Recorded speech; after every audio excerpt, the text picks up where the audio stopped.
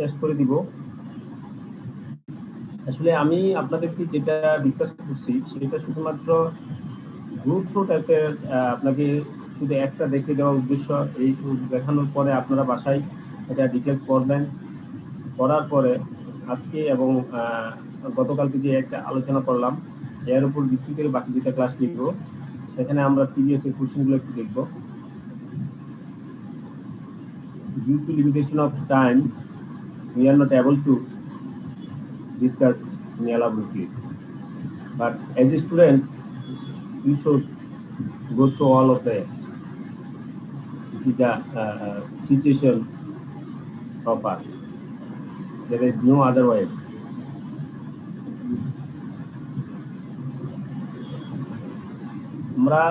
We want to discuss from previous class, right? Like as a sharing, only 5 minutes. আমরা গত ক্লাসে যা পড়ছি সেগুলো থেকে কারো কোনো যদি সংক্ষিপ্ত কোনো কোশ্চেন থাকে আমরা রিভিউ করতে পারি, ডিসকাস করতে পারি। একটু বাসায় কি দেখছেন একটা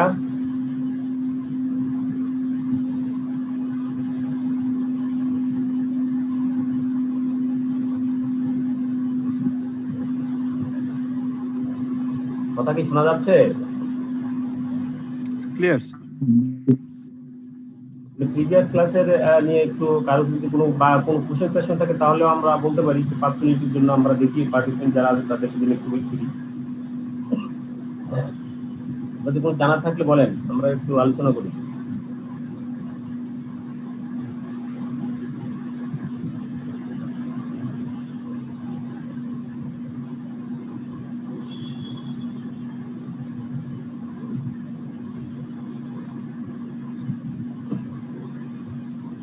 আরো কোনো কোশ্চেন নাই?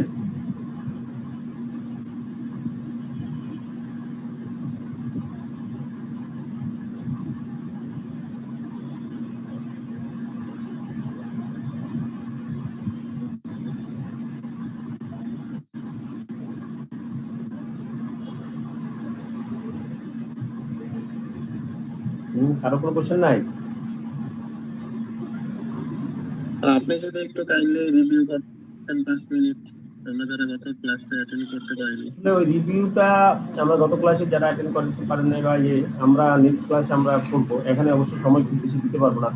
5 মিনিট আমরা শুধুমাত্র একটু আপনাদের সাথে কথাবার্তা বলছি। কি কারণ হচ্ছে ওরা পার্টিসিপেন্ট 12, এই উদ্দেশ্য। আসলে ওই রিভিউ করার মতো ওই সময় আসতে পারবো না। আজকে চ্যাপ্টারটা আমরা আজকে একটা আমরা শেষ করবো, নেক্সট দুইটা ক্লাস আমরা ওই রিভিউর উপর থাকবো।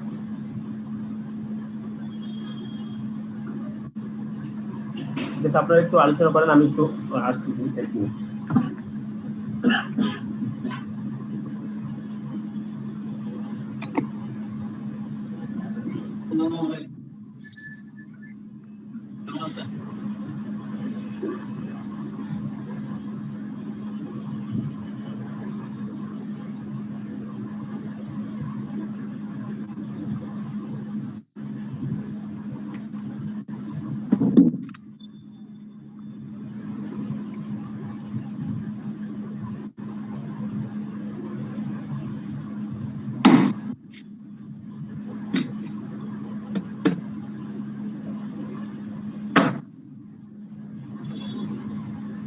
Sale of Goods Act.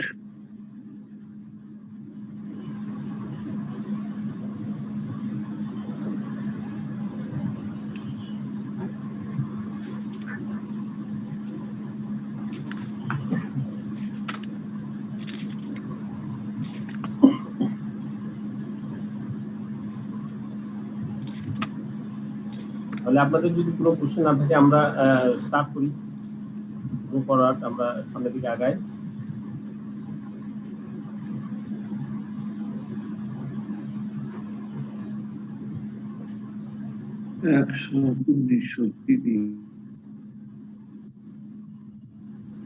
Okay, my dear friends,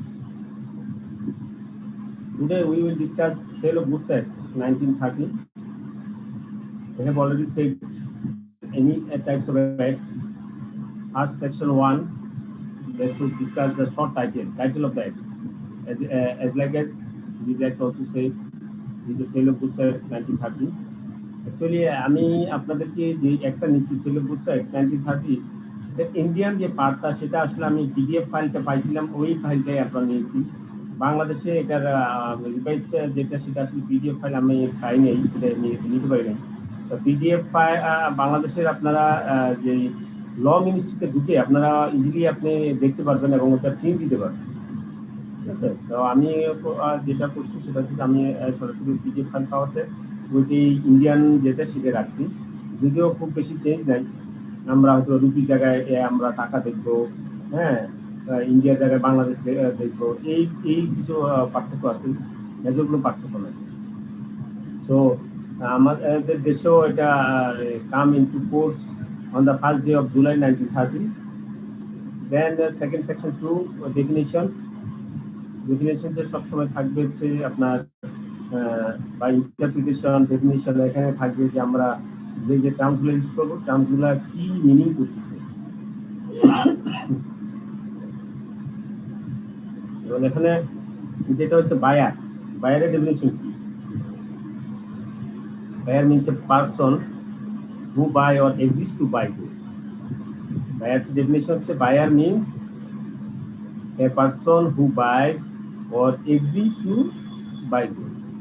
যে বাই করে অথবা সে বাই করবে বলে সম্মতি প্রদান করে, সেই হচ্ছে বায়ার। দেন এখানে আরেকটা ডেফিনিশন হচ্ছে delivery. Delivery means voluntary transfer of position from one person to another. আপনি ডেলিভারি মানে হচ্ছে যদি আপনার যে গুডসের একটা আছে আপনার পজিশন, আপনার আওতা, কার আওতাধীনে থাকবে, দিস ইজ কল্ড পজিশন। এই পজিশনটা যে ট্রান্সফার করা হয়, ভলান্টারি ট্রান্সফার করা হলে এক পার্সন টু অন্য পার্সন, তখনই থাকে বলা হচ্ছে যে গুডস আর deliver. Delivery means voluntary transfer position from one person to another. Sale and agreement to sale, আমরা যখনই সেল অফ গুডস আমরা পড়বো তখন আমরা দেখবো সেল দুই প্রকার, একটা sale and agreement to sell. একটা ডাইরেক্টলি সেল হবে and agreement to sale. Sale কখন হবে? যখন গুডসটা আপনার পজিশনটা ট্রান্সফার করা হবে তখন তাকে বলা হয় সেল। আর যখন ভবিষ্যতে ট্রান্সফার করা হবে, ডেলিভারি করা হবে, এই মর্মে যখন কোনো এগ্রিমেন্ট করা হয় তখন বলা হয় agreement to sale. The contract of sale of goods is a contract whereby the seller transfers or agrees to transfer the property in goods to the buyer for a price. একটা contract of sale of goods এর সেলের যে contract, সেই কন্ট্রাক্টটা বলা হয় সেই রকম contract যেখানে সেলার ট্রান্সফার করবে অথবা ভবিষ্যতে সে ট্রান্সফার করার জন্য এগ্রি করবে the property in goods to the buyer for a price. কোনো আপনার প্রাইসের বিনিময়ে অথবা কোনো মূল্যের বিনিময়ে যখন ট্রান্সফার করবে অথবা ট্রান্সফার করার জন্য এগ্রি হবে, তখনই তাকে বলা হচ্ছে contract of sale of goods. There may be contract of sale between one part owner and another. A contract of sale may be absolute or conditional. এখন কন্ট্রাক্ট অফ সেল যেহেতু agreement of sale আছে, agreement of sale ভবিষ্যতে transfer করবে সে এগ্রিও আছে, সেক্ষেত্রে তাহলে contract of sale may be absolute or conditional. এটা অ্যাবসলিউট মানে আপনি পরিপূর্ণভাবে সেল করে দেওয়া, দিস ইজ কল্ড অ্যাবসলিউট। অথবা এই সেলের ভিতরে যদি কোনো কন্ডিশন যুক্ত থাকে যে এই কন্ডিশনে আমি এটা গ্রহণ করব অথবা আমি এটা আপনাকে ডেলিভারি করবো, আপনাকে আর কাছে আমি সেল করবো, then this called a conditional sale. তাহলে contract of sale may be absolute or conditional. Where under a contract of sale the property the goods is transferred from the seller to the buyer, the contract is called a sale. Sale কাকে বলা হয়? Sell বলা হবে তখনই where under a contract of sale the property in goods is transferred from seller to the buyer. সেলারের কাছ থেকে বায়ারের কাছে যদি গুডসটা ট্রান্সফার করা হয়, হ্যাঁ, the contract is called a sale, তখন এই কন্ট্রাক্টকে বলা হবে sale. But where the transfer of the property in the goods is to take place at a future time, ভবিষ্যতের জন্য যদি এটা রেখে দেওয়া হয় or subject to some condition অথবা কোনো কন্ডিশনের উপর, কোনো অবস্থার উপর যদি এটা ডিপেন্ড করে, thereafter to be fulfil, যেটা ভবিষ্যতে সেটা ফুলফিল করতে হবে, এরকম কন্ডিশন থাকে, the condition the contract is called an agreement to sale. তাহলে আমরা ক্লিয়ার যে সেল এবং এগ্রিমেন্ট টু সেল বলতে আমরা কি বুঝি? Sale means where, under a contract of sale, the property in the goods is transferred from the seller to the buyer, and the contract is called a sale. But where the transfer of the property in the goods is to take place at the future time or subject to some condition thereafter to be fulfilled, the contract is called an agreement to sale. And agreement to sell becomes a sale. Agreement to sell এটা ভবিষ্যতে এটা কি হবে? Sell হবে। কখন? when the time elapsed, যখন যে সময়টা দেওয়া আছে সেই সময়টা যখন অতিবাহিত হয়ে যাবে, অথবা the conditions are fulfilled, যদি কোনো কন্ডিশন দেওয়া থাকে, সেই কন্ডিশনটা যদি আপনার ফুলফিল করে থাকে, subject to which the property in the goods is to be transferred, একটা নির্দিষ্ট সময়ের পরে অথবা যে কন্ডিশন থাকে সেই কন্ডিশন ফুলফিল করার পরে যদি গুডসটা ট্রান্সফার করা হয়, then an agreement to sell becomes a sale.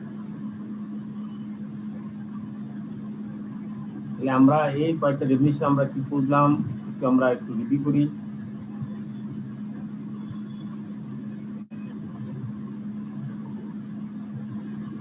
আমরা যেখানে যা পড়লাম আমরা মনে হয় ক্লিয়ার অনেকটাই, তারপরে আমরা একটু রিভিউ করি। একজন বলেন বায়ার সেলার ডেলিভারি বলতে কি বুঝছি, বায়ার বলতে কি বুঝছি?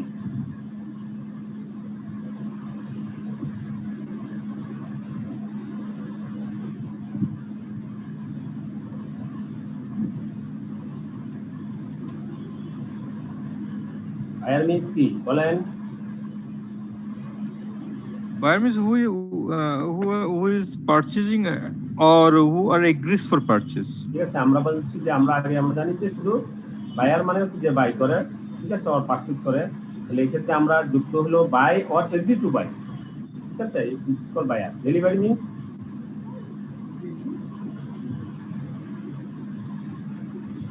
Delivery means volunteer transfer to profession from one person to another. Thank you. Delivery means হচ্ছে আপনার পজিশনটা ট্রান্সফার করা, পজিশনটা ট্রান্সফার করা ভলান্টারি। এখানে আপনাকে প্রেশার ক্রিয়েট করে অথবা কোনো জোরপূর্বকভাবে করা যাবে না। Voluntary transfer of position from one person to another, this is called delivery. Then আমরা বলছি sale and agreement to sell বলতে আমরা কি বুঝি? অন্য একজন বলেন।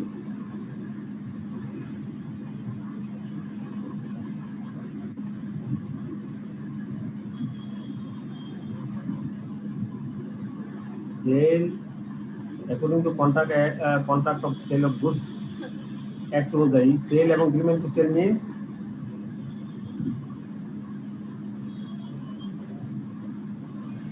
Sir, a contract of goods sale is a contract whereby a seller transfer of goods or transfer of property to a buyer for a price. And second is a contract of sale may be absolute or conditional. And third, thank you. একটা হচ্ছে যে প্রথমে contract of sell বলতে কি বুঝি, contract of sale of goods বলতে কি বোঝায়, আপনি একটু আবার বলেন।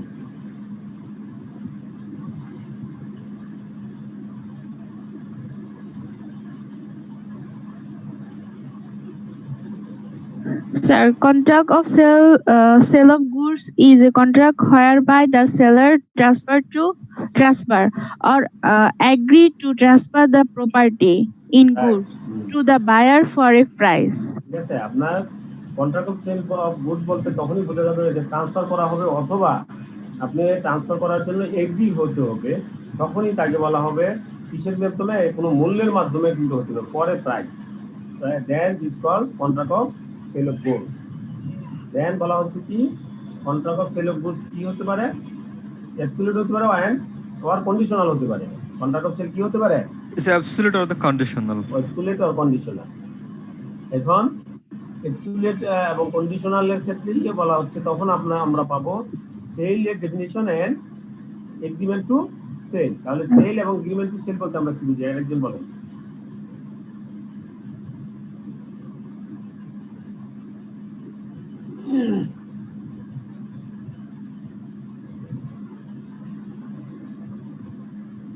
একজন বলেন।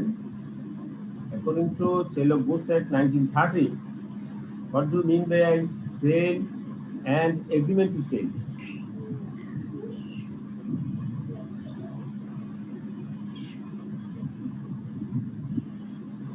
Sir, hmm.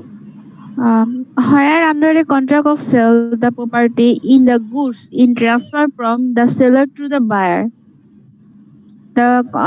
the contract is called sale. Hmm. And then where the transfer to the property in the goods is to take place at the future time or subject or some condition thereafter to be fulfilled, the contract is called an agreement to sell. বেশ, এখানে দুইটা condition, agreement to সেলের ক্ষেত্রে দুইটা condition. এখানে আপনার কি করা হলো, গুডসটা আপনার কাছে রেখে দেওয়া হয় কিসের জন্য, ভবিষ্যৎ সময়ের জন্য, অথবা ভবিষ্যতে কোনো কন্ডিশনের জন্য, যে কন্ডিশনটা ফুলফিল করলে তখন আপনার গুডসটা ট্রান্সফার করা হবে। Then this types of contract is called an agreement to sell. Clear?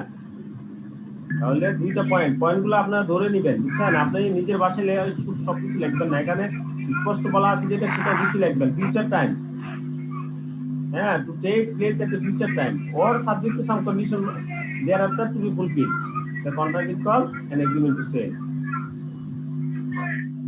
Then আরেকজন বলেন যে when an agreement to sell becomes a sale,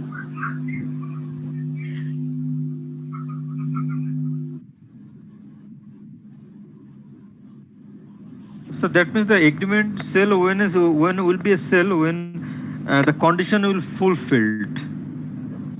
আর একটা কথা বলছি আমরা আগে, যেহেতু বলছি আমরা ফিউচার টাইম, যদি টাইমটা যদি শুধুমাত্র এটা কন্ডিশন হয়ে থাকে, তখন টাইমটা যদি এলাপস হয়ে যায়, যদি এখানে কন্ডিশন দেওয়া থাকে, কন্ডিশনটা যদি ফুলফিল হয়, দুইটাই হতে পারে এগ্রিমেন্ট টু সেলের ক্ষেত্রে।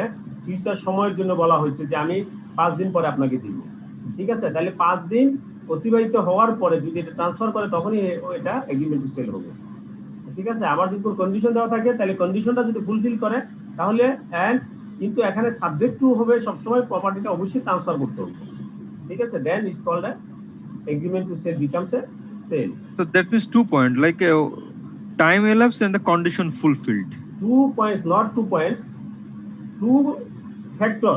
আপনার হচ্ছে Factor. এখানে যে কোনো একটা ফ্যাক্টর হতে পারে, শুধু টাইমের ফ্যাক্টর হতে পারে, অথবা শুধু কন্ডিশনও হতে পারে। Or clear?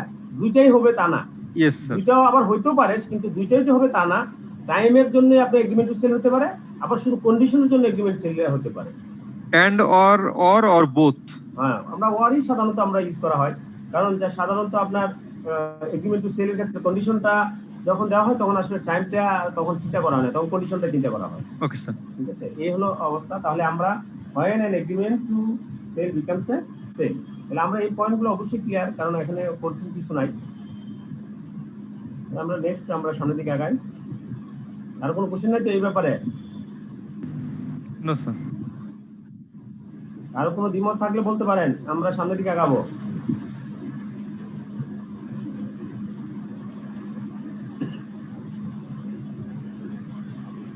এখানে আরো কিছু পয়েন্ট আছে, এগুলো আপনারা দেখবেন। আমি সবগুলো পয়েন্ট কিন্তু আমি ধরে উঠতে পারি নাই।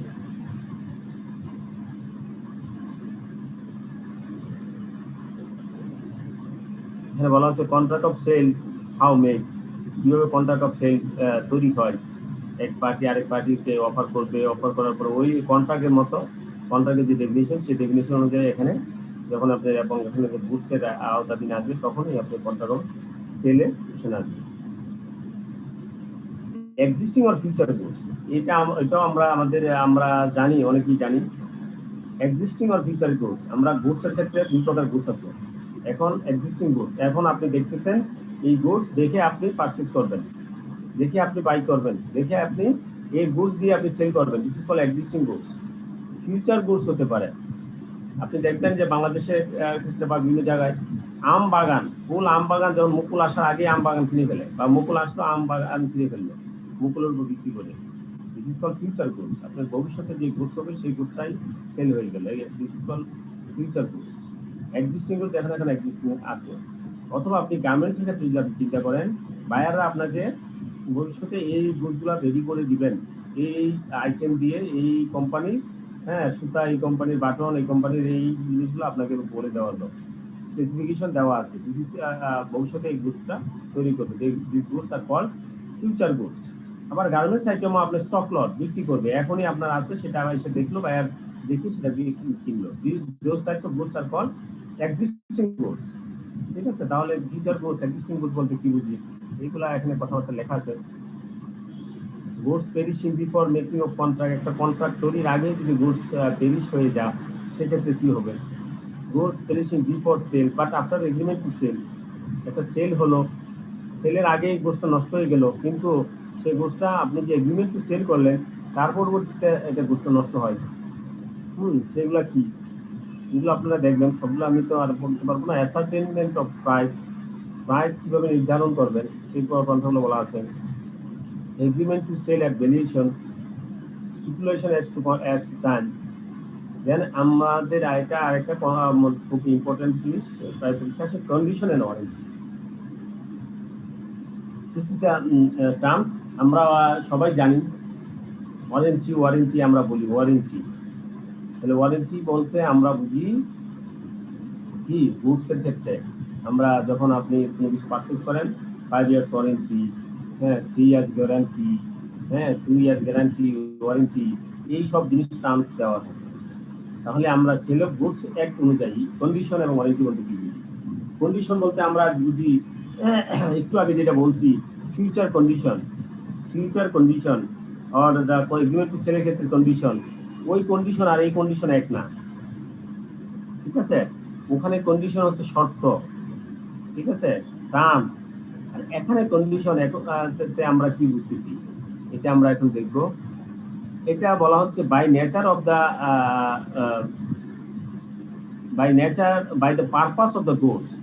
by the purpose of the goods,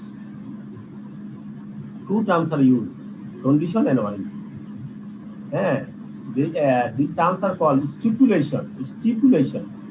A stipulation in a contract of sale with reference to goods which are the subject thereof may be a condition or a warranty. একটা কন্ট্রাক্টের স্টিপুলেশন মানে হচ্ছে আপনার যেটার ব্যবহার্যতা অথবা সেটার আপনার প্রয়োজনীয়তা, হ্যাঁ সেটা সেই প্রকারকে বলা হচ্ছে স্টিপুলেশন। তাহলে স্টিপুলেশনটা কি? Stipulation in a contract of sale with reference to গুডসের ক্ষেত্রে যেটা স্টিপুলেশন কন্ট্রাক্ট অফ সেলের ক্ষেত্রে যেটা বলা হয়, which are the subject there of may be condition or a warranty. সেটা কন্ডিশন হতে পারে অথবা ওয়ারেন্টি হতে পারে। কন্ডিশন কি? Condition is a stipulation. Condition is a stipulation essential to the main purpose of the contract. আপনি যে কন্ট্রাক্টটা করলেন সেটার যে মেইন পারপাসটা, সেই যে এসেনশিয়াল স্টিপুলেশন যেটা, সেটাই বলা হচ্ছে condition. The breach of which give rise to right to treat the contract as repudiated. আপনার যদি কন্ডিশন কোনো কারণবশত ব্রিচ করে তাহলে আপনার রাইট আছে আপনি এই কন্ডিশনটাকে, এই কন্ট্রাক্টটাকে বাতিল করে দেওয়া। ঠিক আছে, কন্ট্রাক্টে রিপুডিয়েটেড, আপনি কন্ট্রাক্ট বাতিল করার ক্ষমতা রাখেন। তাহলে এই condition is a stipulation essential to the main purpose of the contract, the breach of which gives rise to right to treat the contract as repudiated. Another terms, an warranty. An warranty is a stipulation unilateral to the main purpose.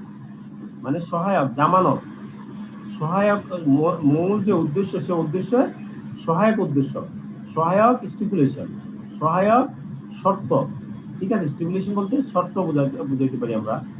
R condition হচ্ছে main পারপাসের শর্ত, main পারপাসের শর্ত। স্টিপুলেশন essential যেটা হচ্ছে প্রয়োজনীয় শর্ত, আর warranty হচ্ছে স্টিপুলেশন কুলেটেরিয়াল, আপনার জামানত অথবা সহায়ক শর্ত two the main purpose of the contract, the breach of which gives right to a claim for damage. যেটা ব্রিচ করলে আপনি ড্যামেজটা ক্লেম করতে পারবেন, সেটা আপনার রাইট আছে। But not to a right to reject the goods, কিন্তু আপনার কোনো রাইট থাকবে না আপনি গুডসটা রিজেক্ট করে দেওয়া, and treat the contract as repudiated, এবং আপনার এই কন্ট্রাক্টটাকে বাতিল করে দিতে পারবেন। তাহলে when the stipulation in a contract of sale is condition or a warranty depends on each case on the construction of the contract. আপনি যে কন্ট্রাক্টটা করলেন সেই কন্ট্রাক্টটা কি গঠন অনুযায়ী করলেন, কিসের উপর ভিত্তি করে করলেন, এটার উপর ডিপেন্ড করবে আপনার এই যে স্টিপুলেশন যেই সব স্টিপুলেশন গুলা সেগুলো কন্ডিশন না warranty. Stipulation may be condition though called a warranty, ঠিক আছে।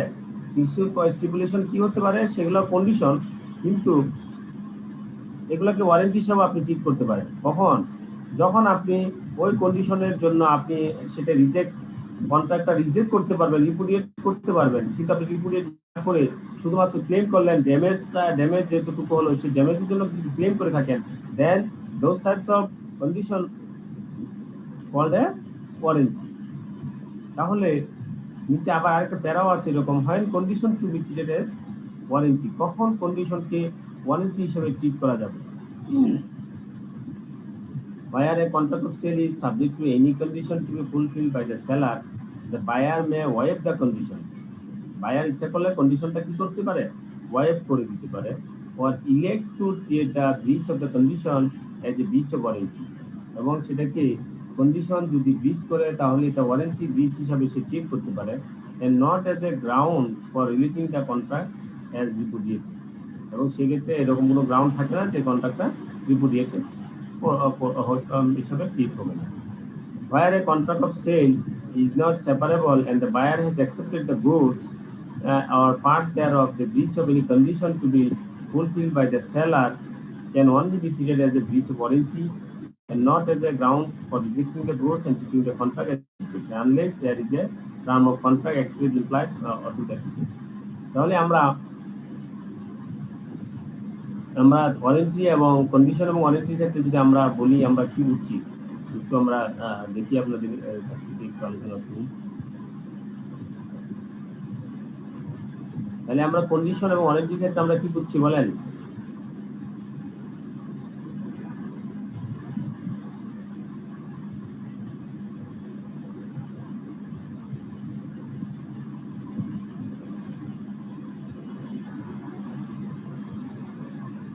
কন্ডিশন এন্ড ওয়ারেন্টি,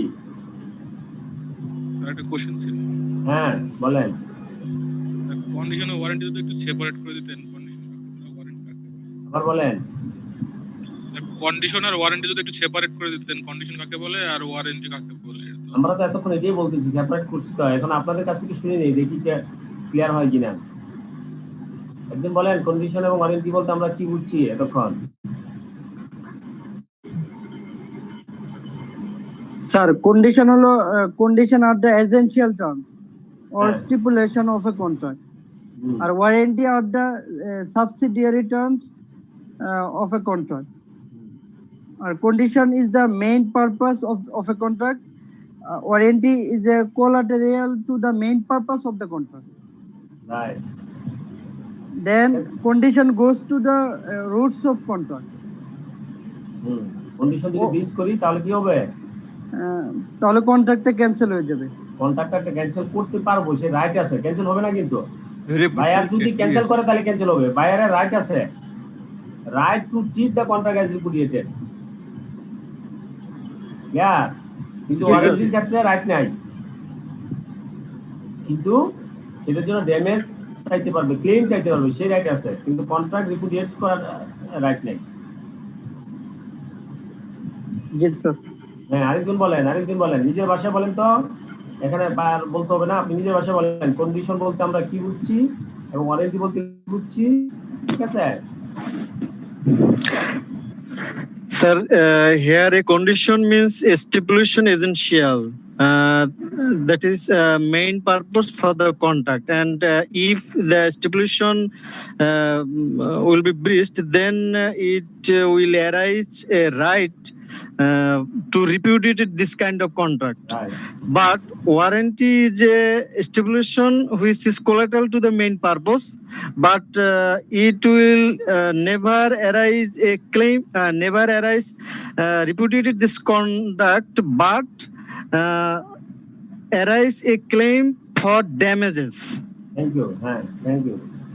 তাহলে একটু আগে যিনি কোশ্চেন করছিলেন আপনি ক্লিয়ার, কন্ডিশন ওয়ারেন্টি আলাদা হয়েছে? Okay, thank you. তাহলে আমরা আরেকটা কথা বলছিলাম, হয় condition to be treated as a warranty, কন্ডিশনকে কখন আমরা ওয়ারেন্টি হিসেবে ট্রিট করব?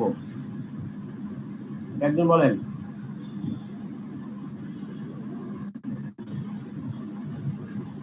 আমরা বলছি যে কন্ডিশনের ক্ষেত্রে আপনার বায়ারের কি থাকে, রাইট থাকে, রাইট রাইজ হয় যে এটা কন্ট্রাক্টটা রিপুডিয়েটেড করার জন্য। ঠিক সেক্ষেত্রে তাহলে এখানে অবশ্যই অপশন আছে, বায়ার যদি এটাকে রিপুডিয়েটেড না করে, রাইট যদি এক্সারসাইজ না করে, then the condition to be treated as warranty. ঠিক আছে, এখন আমরা বইয়ের ভাষায় কি বলছি, একজন বলেন আপনারা কি বুঝছেন? Sir condition treated as warranty চারটা কারণ আছে, মানে চারটা ওয়ে আছে।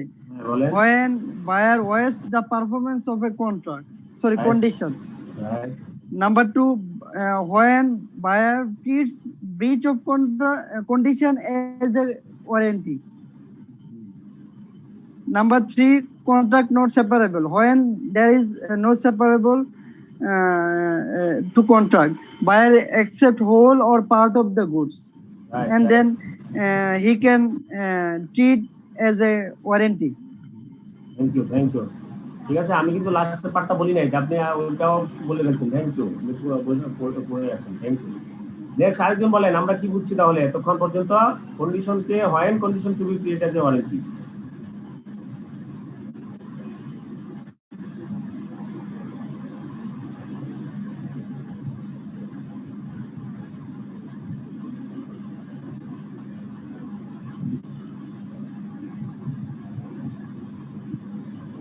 আরেকজন একটু বলেন, when condition to be created as a warranty.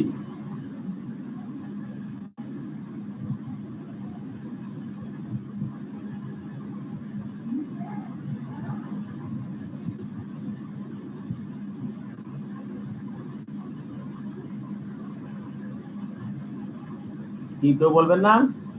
কন্ডিশনকে কখন ওয়ারেন্টি হিসেবে ট্রিট করা হবে?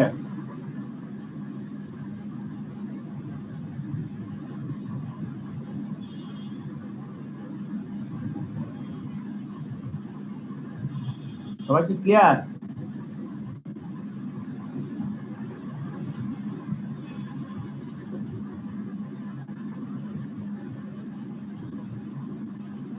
আপনারা কি লাইভে আছেন নাকি না? বুঝলাম না, কেউ তো কোনো আনসার করেন না। জি স্যার, লাইনে আছি স্যার। হ্যাঁ বলেন তাহলে। When condition to be created warranty, আপনি আপনার ভাষায় বলেন, আপনার ভাষায় বলেন। হ্যাঁ জি sir, where a contract of sale is subject to any condition to the fulfilled by the seller, and buyer may waive the condition or elect to treat the branch breach of the condition as a branch of warranty, breach of warranty, and not as a ground of rating the contract as a repudiated. তাহলে এটা fully অপশনটা হচ্ছে বায়ারের উপর, fully অপশনটা হচ্ছে কি বায়ারের উপর। বায়ার যদি কন্ডিশনটাকে ওয়ারেন্টি হিসেবে ট্রিট করতে পারে। ঠিক আছে, জি থ্যাংক ইউ। তাহলে আমরা মনে হয় সবাই মোটামুটি বুঝতে পারছি। আমরা তাহলে সামনের দিকে আগাই।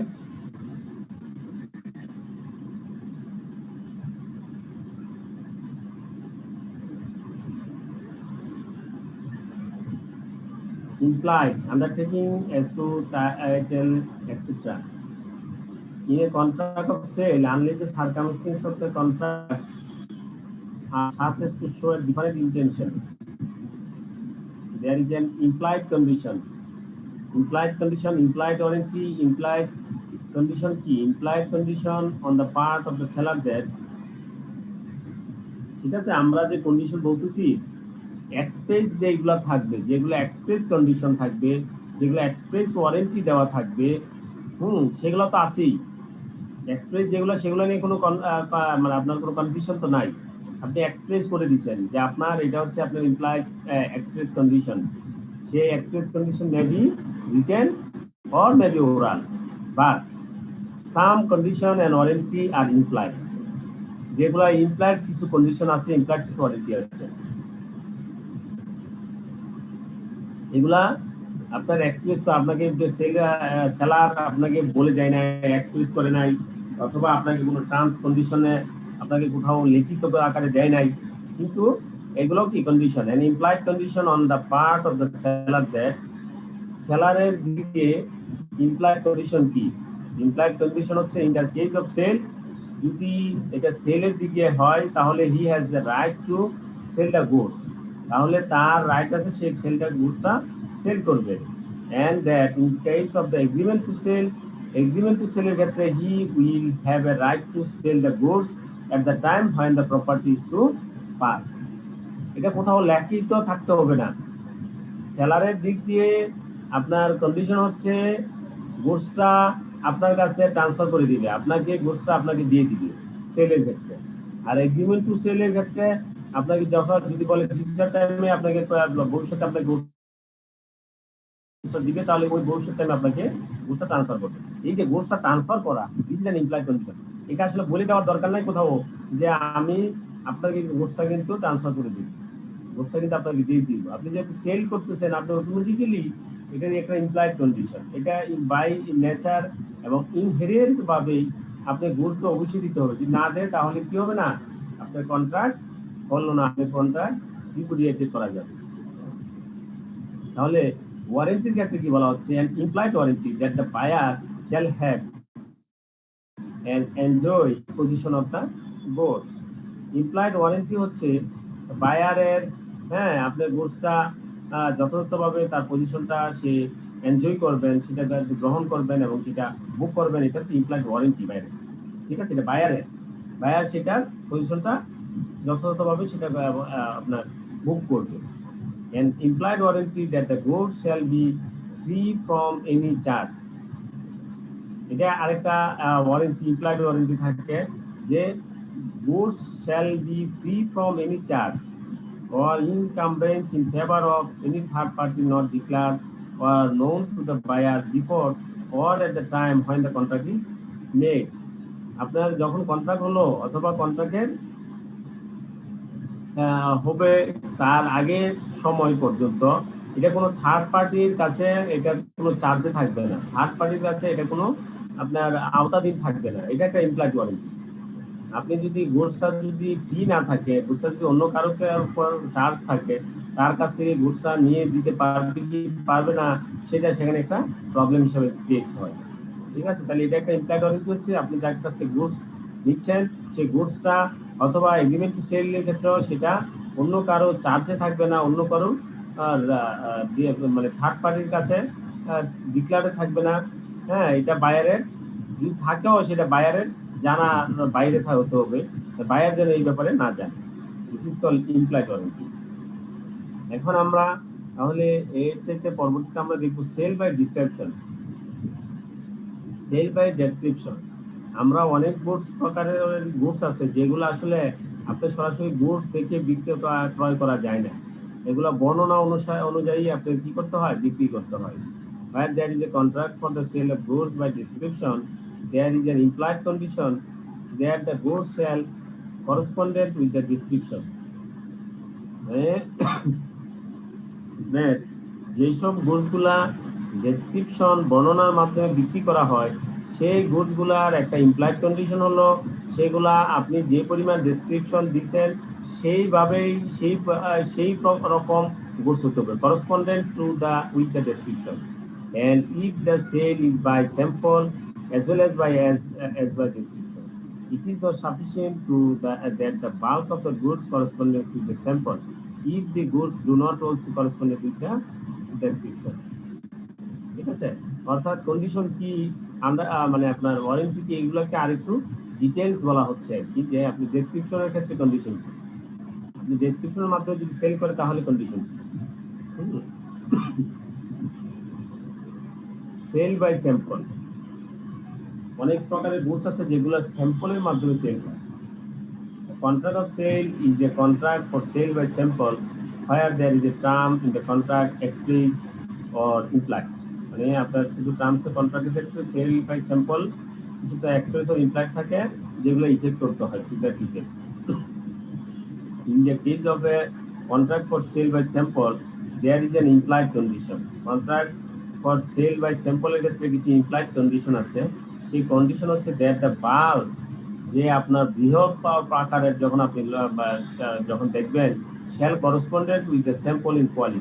কোয়ালিটির ক্ষেত্রে স্যাম্পলের যে কোয়ালিটি আপনার বাল্কেরও সেম করসপন্ডেন্ট কোয়ালিটি হতে হবে। That there shall have a reasonable opportunity of comparing the bulk with the sample. তার আপনার যৌক্তিক সুযোগ থাকতে হবে যেন বাল্কের যে আপনার কোয়ালিটি, সেই কোয়ালিটি বা বাল্কের যে অবস্থা সেগুলো স্যাম্পলের সাথে কম্পেয়ার করার মতো তাকে সুযোগ দিতে হবে। That the goods shall be free from any defect, rendering them unmerchantable, which would not be appearing to unreasonable examination. ঠিক আছে, এই হলো sale by sample. Sale by sample বলতে কি বুঝি এবং সেল বাই স্যাম্পলের ক্ষেত্রে ইমপ্লাইড কন্ডিশনগুলো কি কি।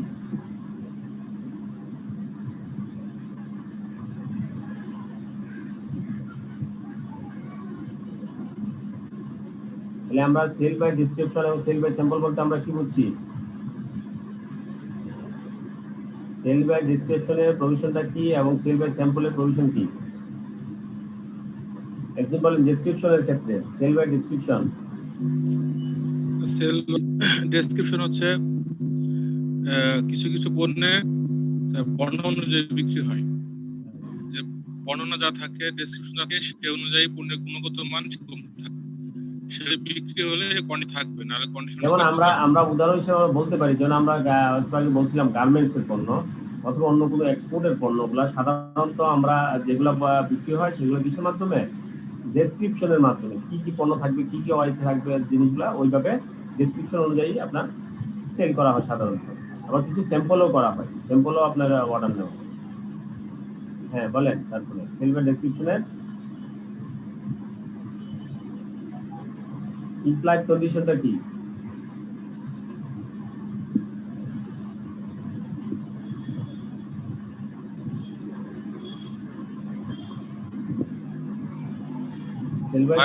The contract for the sale of goods description, there is condition that the goods shall correspond with the description, and if the sale is by sample analysis description, it is not sufficient that the bulk of goods should correspond to sample. The goods do not also correspond with the description. আরেকজন বলেন, আপনার network কোনো disturb করতেছে, আরেকজন একটু বলেন, আরেকজন বলেন সেল বাই ডেসক্রিপশন সম্পর্কে আরেকজন বলেন।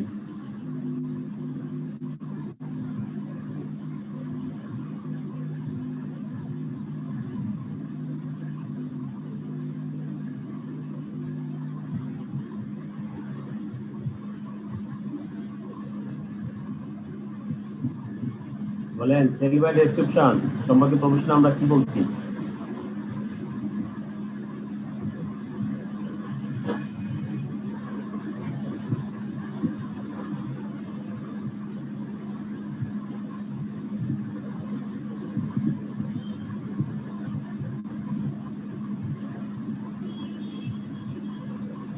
কেউ কিছু বলবেন না? স্যার সেল বাই ডেসক্রিপশন বলতে মূলত স্যার যেটা বোঝায় আমরা যেটা ইম্পোর্ট করি, ওই ইম্পোর্টের সময় একটা এইচএস কোড থাকে, ওইখানে গুডস এর ডেসক্রিপশন থাকে, ওই ডেসক্রিপশন অনুযায়ী যে প্রোডাক্টটা আমরা নিয়ে আসি ওটাই মূলত হচ্ছে সেল বাই ডেসক্রিপশন, মানে সহজ ভাষায় আর কি। ঠিক আছে, এক্সপোর্ট ইম্পোর্ট দুটোই হতে পারে। এক্সপোর্টের ক্ষেত্রে আপনি কি করবেন, ইম্পোর্টের ক্ষেত্রে আপনি আনবেন, দুটোই সেল বাই ডেসক্রিপশন হতে পারে। জি স্যার সেম। এখানে ইমপ্লাইড কন্ডিশনটা বলেন, এই সেল বাই ডেসক্রিপশন ইমপ্লাইড কন্ডিশনটা।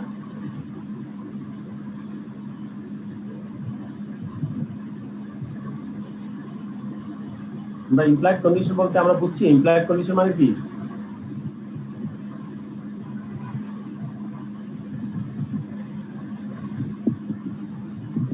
মূলত ডেসক্রিপশনে যে বর্ণনা দেওয়া থাকবে বা যে বর্ণনাটা দেওয়া থাকবে পণ্যের, সেই বর্ণনা অনুসারেই পণ্য সাপ্লাই দিবে। হ্যাঁ, ইমপ্লাইড কন্ডিশন বলতে আমরা কি বুঝছি একজন বলেন তো? একটু আগে বলছি কন্ডিশন, কন্ডিশনের পরে এক্সপ্রেস কন্ডিশন হতে পারে, ইমপ্লাইড কন্ডিশন হতে পারে। তাহলে কন্ডিশন, ইমপ্লাইড কন্ডিশন বলতে আমরা কি বুঝছি?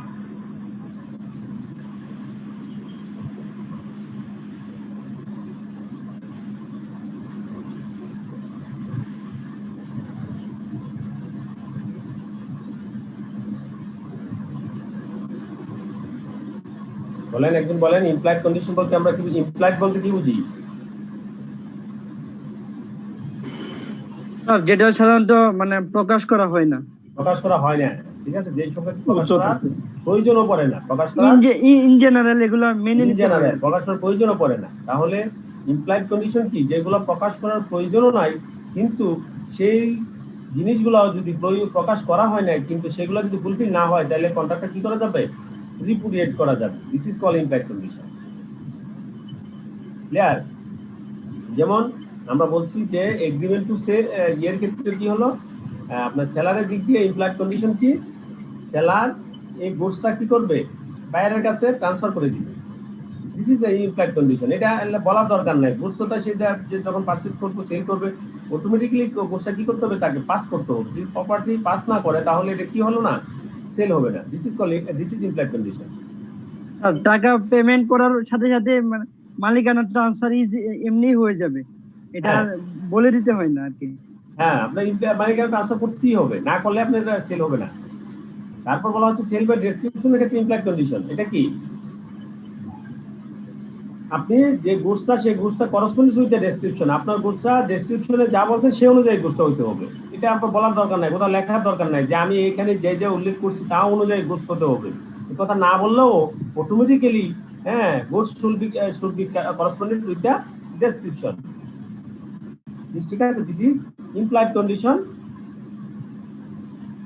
as implied condition when goods are sold by description। যখন সেল বাই ডেসক্রিপশনে আপনি গুডস বিক্রি করবেন সেখানে ইমপ্লাইড কন্ডিশন হলো আপনার goods should be corresponding with the description. Clear? Next আমরা বলবো সেল বাই স্যাম্পল।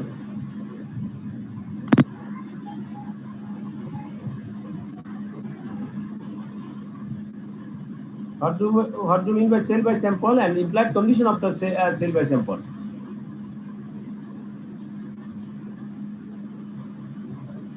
একজন বলেন।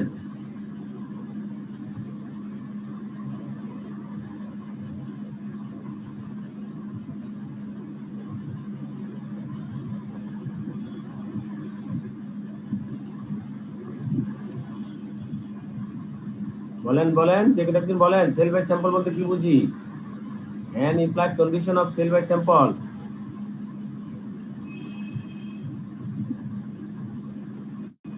আপনারা না বললে তো আমি সামনে আগাইতে পারি না, না বললে তো আমি মনে হয় যে আমি কি আসলে কি contract of sale is a contract for sale by sample where there is a term in the contract expressed or implied to that effect. In the case of contract for sale by sample, there is an implied condition. 1. That the bulk shall correspond with the sample in quantity. 2. That the shall have reasonable opportunity of comparing the bulk with the sample. 3. That the goods shall be free from any defect, rendering them unmerchantable, which would not be apparent on the reasonable examination. আরেকজন বলেন, আমরা কি বুঝছি তাহলে sell by sample নিজের ভাষায় বলেন।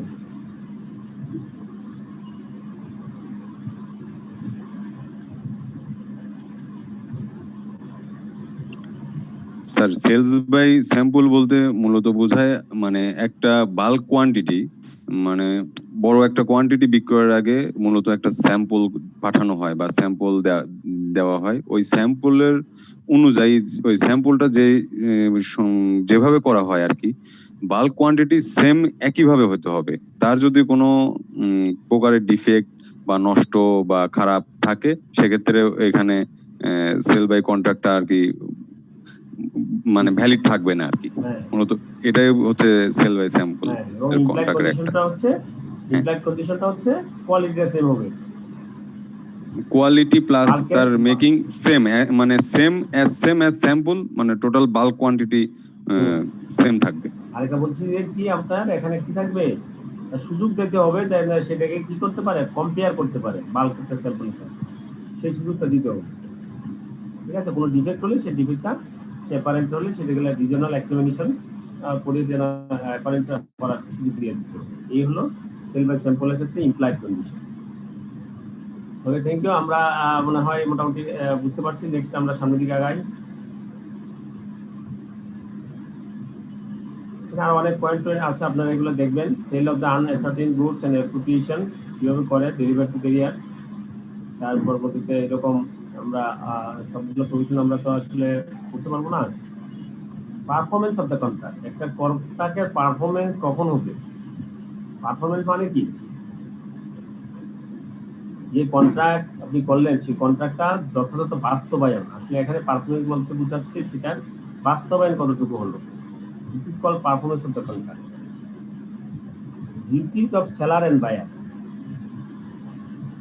কিন্তু সেল অফ গুডস অ্যাক্ট অনুযায়ী বায়ার এবং সেলারের ডিউটি। তাহলে এখানে স্পষ্ট কথা, বায়ারের ডিউটি হচ্ছে, সেলারের ডিউটি হচ্ছে গুডসটা সঠিকভাবে তাকে ট্রান্সফার করে দেওয়া, আর বায়ারের ডিউটি হচ্ছে গুডসটা গ্রহণ করে তাকে প্রাইসটা পেমেন্ট করা। This is main duty of the buyer and seller. It is the duty of the seller to deliver the goods and of the buyer to accept and pay for them. Buyer duty হচ্ছে সেটা গুডটা accept করে নেওয়া এবং এটা payment করে দেওয়া। In according to the terms of the contract of sale. Contract of সেলের যে টার্মস হচ্ছে সেই টার্মস অনুযায়ী সেলার গুডটা ডেলিভারি করে দিবে, বায়ার সেটা অ্যাকসেপ্ট করবে, অ্যাকসেপ্ট করে সেটা পেমেন্ট করবে। This is the duties of buyer, seller and buyer. Payment and delivery are concurrent conditions. Payment এবং ডেলিভারি এটা আসলে একটা আরেকটার উপরে মানে সাথে concurrent condition. পেমেন্ট করলে ডেলিভারি করতে হবে, ডেলিভারি করলে পেমেন্ট করে দিতে হবে। আনলেস আদারওয়াইজ এগ্রি, যদি অন্য কোনো এখানে যদি এগ্রিমেন্ট না থাকে, delivery of goods and payment of the price are concurrent conditions.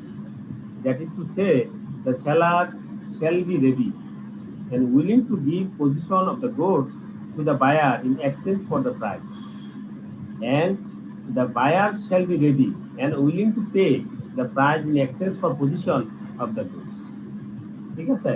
তাহলে এখানে পেমেন্ট এবং ডেলিভারি হচ্ছে একটা কনকারেন্ট কন্ডিশন।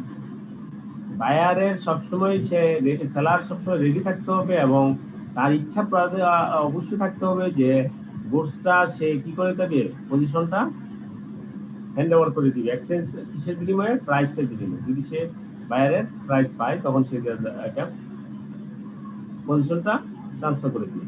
আর বায়ারও সবসময় রেডি থাকতে হবে এবং তার ইচ্ছা থাকতে হবে প্রাইসটা, মূল্যটা পরিশোধ করে দেওয়া in exchange for position of the goods. যদি সে গুডসটা তার পজিশনে পায় তখন এটা বিনিময়ে সে পেমেন্ট করে দিবে।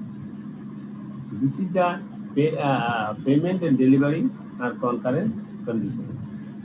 এখন ডেলিভারি মিন্স কি? Delivery of goods sold may be made by doing anything which the parties agree shall be treated as delivery, or which has the effect of putting the goods in the possession of the buyer or of any person authorized to hold them on his behalf.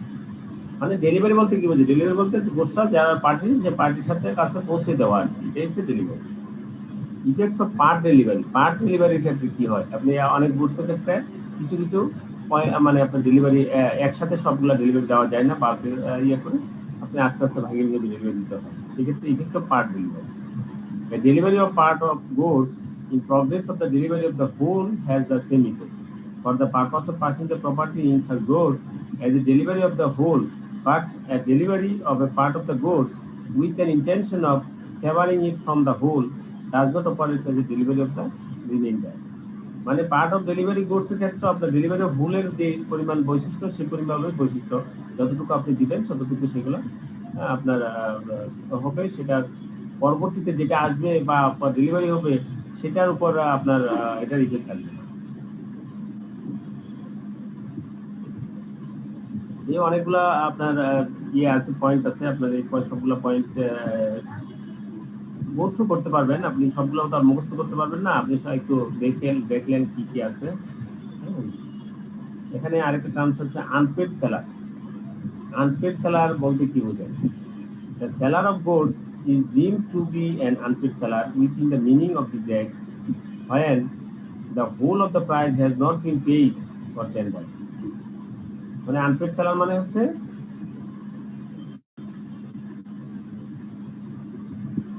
when the whole of the price has not been paid or tendered, মানে যে যদি আপনার যে গুডসটা, সেই গুডসটা যদি সবটারই মূল্য যদি পরিশোধ করা না দেওয়া থাকে, When a bill of exchange or other negotiable instrument has been received as conditional payment and the conditions on which it was received has not been fulfilled by reason of the dishonor of the instrument or otherwise. In this chapter, the term seller includes any person who is in the position of a seller, as for the instance as an agent of the seller to whom the bill of lading has been endorsed, or a consignor or agent who has himself paid or is directly responsible for the right. অর্থাৎ এখানে বলা হচ্ছে unpaid seller মানে হচ্ছে যে seller এখনো কি হয় না, আপনার পেমেন্টটা পায় নাই, পরিশোধ, তার পেমেন্ট পরিশোধিত হয় না, দিস কল আনপেড সেলার।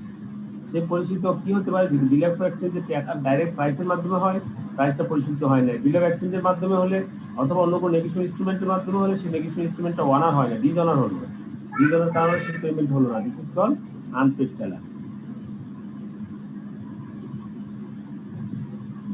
এখানে আনপেড সেলারের কি রাইটস আছে, সেই রাইটসগুলো এখানে দেওয়া আছে।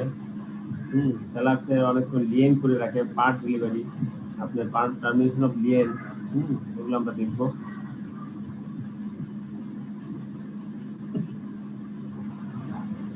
তাহলে পারফরমেন্স অফ কন্ট্রাক্ট থেকে আমরা কি বুঝলাম, কি পড়লাম?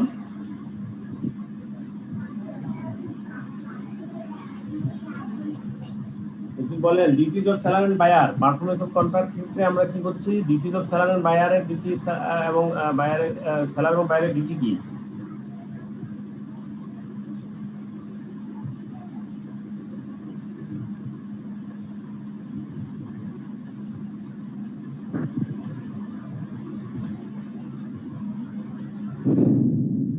সেলারের ডিউটি হচ্ছে গুডস ডেলিভারি দেওয়া, আর বাইরের ডিউটি হচ্ছে প্রোডাক্ট গুডস অ্যাকসেপ্ট করা এবং কি সেই অনুসারে পেমেন্ট করা। ঠিক আছে, এখানে হচ্ছে subject to the condition of the terms of the contract, যে টার্মস আছে সেই টার্মস অনুযায়ী ডেলিভারি করবে, সেই টার্মস অনুযায়ী অ্যাকসেপ্ট করবে এবং পেমেন্ট করবে। ঠিক আছে, থ্যাংক ইউ। নেক্সট আমরা কি বলছি, payment and delivery are concurrent condition. এটা কি বুঝছি আমরা?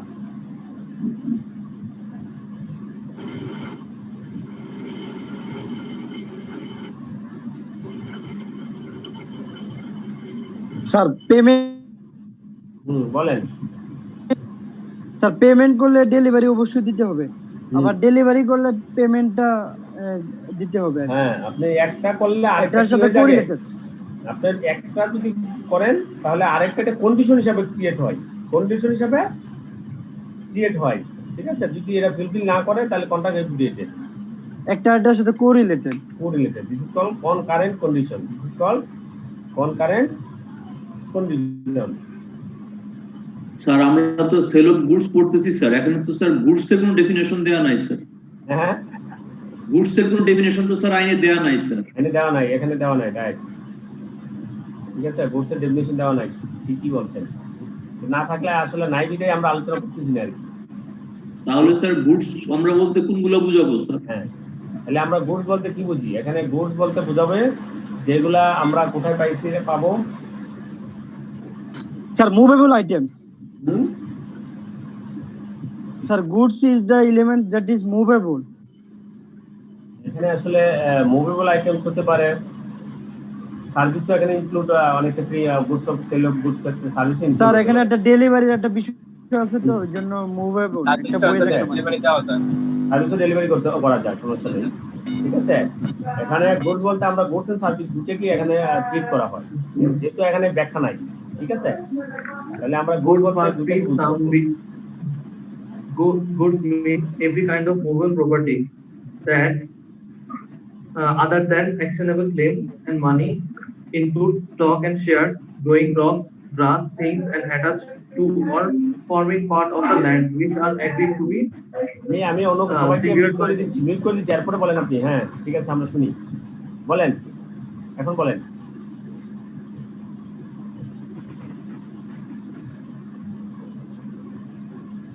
হ্যাঁ, গুডস এর কে যেন বলতেছিলেন, গুডস এর ডেফিনিশনটা বলেন।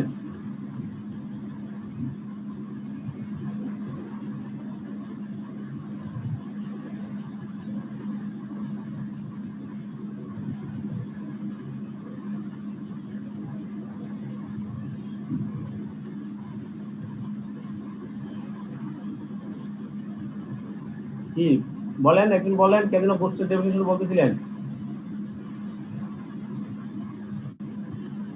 ঠিক আছে, আমরা ওইদিকে আসলে ঠিক আছে, যদি না বলেন তাহলে আমরা সামনের দিকে আগাই। গুডস বলতে এখানে বোঝাচ্ছে যেটা আপনার ডেলিভারি করা যায়। এইখানে ডেফিনিশনটা সেটাই, ডেলিভারি করা যায়। তাহলে ডেলিভারি কোনগুলো করা যায়? আপনার যে কোনো কিছু বেনিফিট নেওয়ার সময় যে বেনিফিটগুলো ডেলিভারি করা যায়, this is included in good. ঠিক আছে, সেখানে সার্ভিস হতে পারে, সেগুলো মোবাইল ইমোবাইল হতে পারে, কারণ প্রপার্টি আছে। আপনার ওই শুধু মুভেবল না, এখানে আমরা ডেফিনিশন আমরা পাচ্ছি ইমুভেবল প্রপার্টি আছে। প্রপার্টি কিন্তু মুভেবল না। ঠিক আছে, পজিশনটা শুধুমাত্র নিয়ে নেওয়া। স্যার গুডস আর ইউজুয়ালি ট্যানজিবল। হ্যাঁ, ট্যানজিবল আমরা জানি, ট্যানজিবল, সার্ভিস আর ইনটেনজিবল, রাইট। কিন্তু ডেফিনিশনে যদি বলে যে গুডস বলতে আপনার শুধু ইনটেনজিবলটাও যদি ইনক্লুডস, দেন গুডস মিনস সার্ভিসেস। ঠিক আছে, সার্ভিসটা এখানে ইনক্লুড, কিন্তু service will be include in goods. এবং আমরা যেখানে ডিভিশন করা নাই সেখানে দুইটাই বোঝানো হয় যেটা ডেলিভারি করা যায়।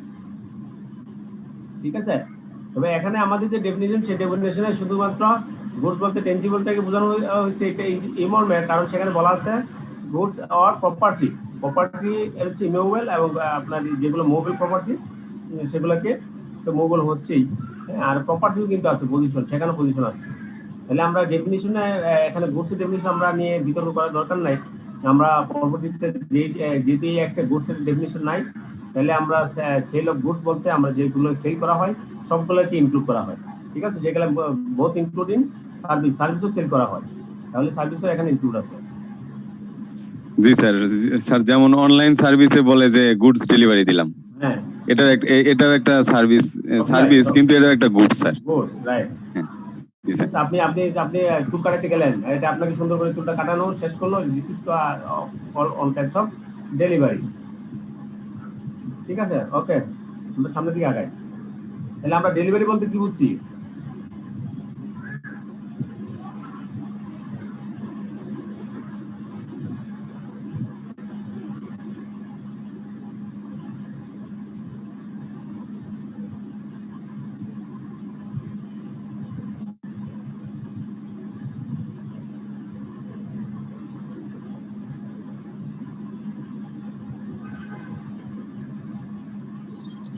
স্যার ডেলিভারি মানে হচ্ছে স্যার বায়ারের কাছে তার পজিশনটা পৌঁছে দেওয়া।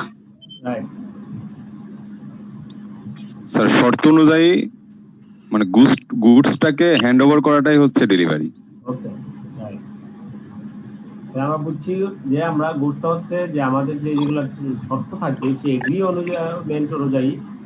অনুযায়ী আমরা গুডসটাকে দেখেন, আমরা delivery of goods may be made by doing anything which the parties agree shall be, যেখানে পার্টি এগ্রি হবে যে এই কারণে আমরা এটা shall be treated as delivery, সেখানে এটা ডেলিভারি ট্রিট করা হবে, দিস ইজ কল্ড ডেলিভারি।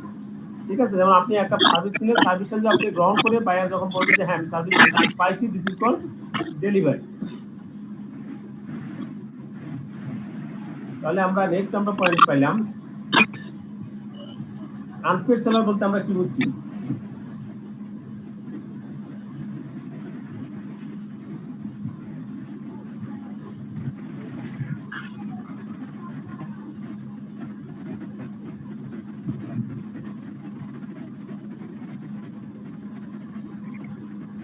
বলেন আনপেড সেলার, অন্তর্বিন্দু আনপেড সেলার।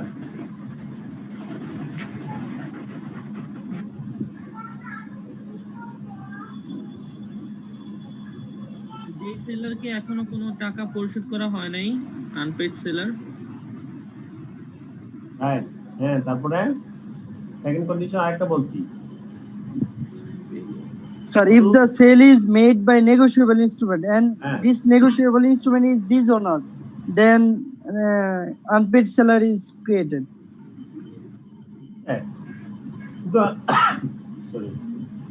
আমরা যখন আমরা সরাসরি পেমেন্টের মাধ্যমে যখন সেল করি, তখন হচ্ছে যদি আমরা পেমেন্ট না করি তখন তাকে বলা হবে আনপেড সেলার। অথবা যখন আমরা বিল অফ এক্সচেঞ্জ অথবা অন্য কোনো নেগোশিয়েশন ইনস্ট্রুমেন্টের মাধ্যমে যদি কোনো সেল করা হয় আর সেই কন্ডিশন যদি ফুলফিল করা না হয় নেগোশিয়েশন ইনস্ট্রুমেন্টের ক্ষেত্রে অথবা বিল অফ এক্সচেঞ্জের ক্ষেত্রে, তখন ইনস্ট্রুমেন্টটা ডিজনার হলে তখন তাকে বলা হবে আনপেড সেলার। ইনস্ট্রুমেন্ট ডিজনার মানে কি, আপনি পেমেন্টটা পান নাই।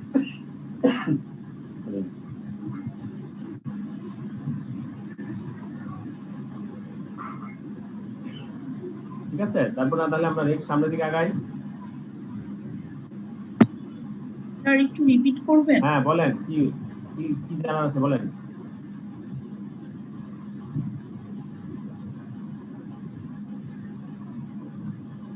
বলেন আপনার কি কোশ্চেন আছে, রিপিট কোনটা করব? Sir unpaid seller. Unpaid seller বলা হবে তখনই যখন when the whole of the price has not been paid। ঠিক আছে, আপনার যে প্রাইসটা আছে সেই প্রাইসটা পে করা হয় নাই, তখনই বলা হবে unpaid seller. Full price or tender, অথবা কোনো বিল অফ এক্সচেঞ্জের মাধ্যমে, কোনো নেগোশিয়েবল ইনস্ট্রুমেন্টের মাধ্যমে যদি কোনো সেল করা হয় এবং নেগোশিয়েবল ইনস্ট্রুমেন্টের যদি কন্ডিশনাল থাকে, পেমেন্ট থাকে, সেই কন্ডিশনাল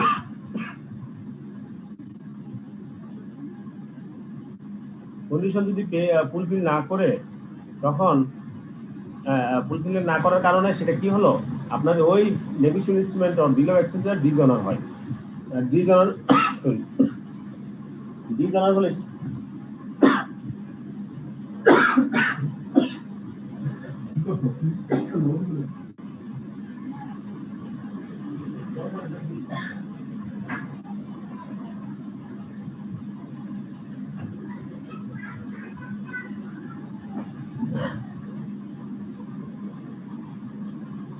সরি, আমার আসলে এখনো কাশিটা রয়ে গেছে, কাশিটা এখনো যায়নি, তাই সময় মানে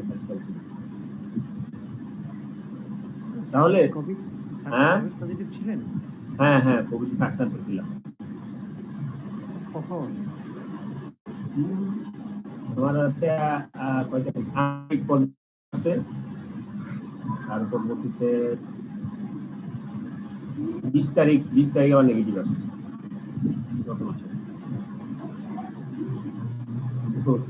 কাশি রয়ে গেছে, কাশি বলতে খুব বেশি না, মানে এরকম হঠাৎ করে উঠে। বাসায় কি আর কারো হইছে? না না, কারো হয়নি। ঠিক আছে, তাহলে আনপেড সেলার বলতে আমরা বুঝতে পারছি, যিনি কোশ্চেন করছেন আপনি ক্লিয়ার?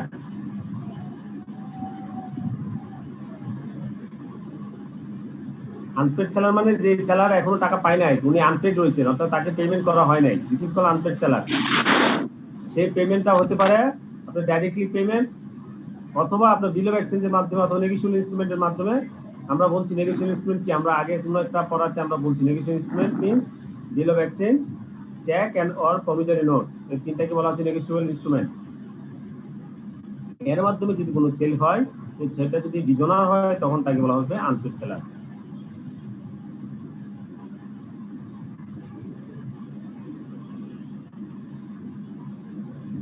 Okay, thank you. আমরা সামনের দিকে আগাই। এখন আনপেড সেলারের রাইটস গুলা কি, এগুলো আপনারা দেখবেন, দেখে নিয়েন, এগুলা মানে আপনার আলোচনা করতে পারবো না।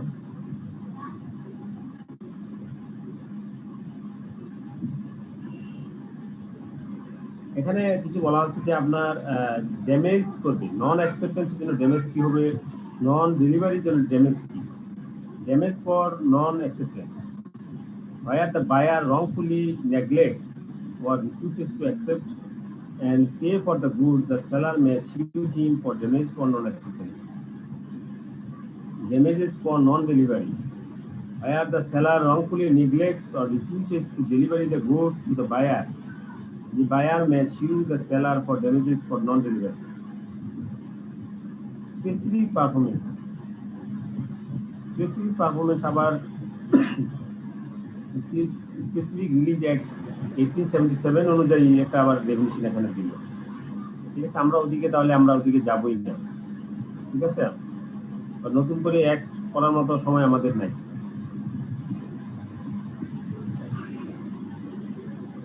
আমরা আগে ওয়ারেন্টি করছি, ওয়ারেন্টির ক্ষেত্রে remedy for breach of warranty, যদি আপনার ওয়ারেন্টি যদি ব্রিচ করেন, সেই ক্ষেত্রে আপনি কিভাবে রেমেডিটা পাবেন, রেমেডি কি পাবেন? where there is a breach of warranty by the seller or where the buyer elects or is completed to treat any breach of a condition on the part of the seller as a breach of warranty. The buyer is not by reason only of such breach of warranty entitled to reject the goods, but he may set up against the seller the breach of warranty in diminution or extinction of the price.